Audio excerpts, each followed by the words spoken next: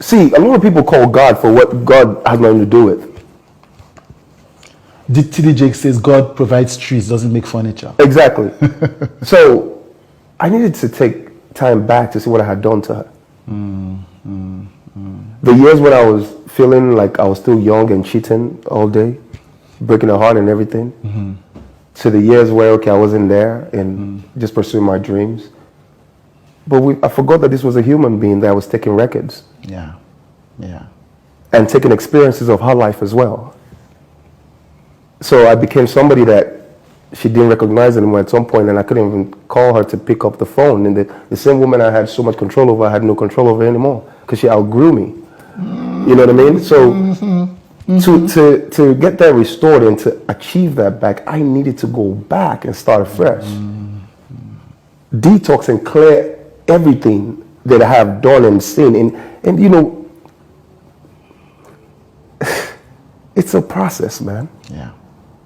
It's a process, and a lot of people keep failing because they keep jumping from one thing to another. You need to take time, sit back and see why you got it wrong. Leave that thing. Take the pain. A lot of people don't want to start because they don't want to be seen starting from the bottom. Go back to the bottom. That's what happened to me. I had to go back to start there, and from there I started to see I made a lot of mistakes. Yeah. Yeah. You know what I'm saying? But it is what it is. It is what it is. Yeah. Now, the good news, I like the fact that you and your wife got back together. You know, that was a restoration process. Right. How did that happen? So I know you had the solitude, and then you confronted yourself, and you admitted where you'd gone off the rails, where you'd hurt her, why she outgrew you. So how do you now do the process of getting her back? First is God. First I prayed. I cried myself to God. You know, I acknowledged everything I did wrong to God, not to her. I submitted myself and I did what God wanted me to do.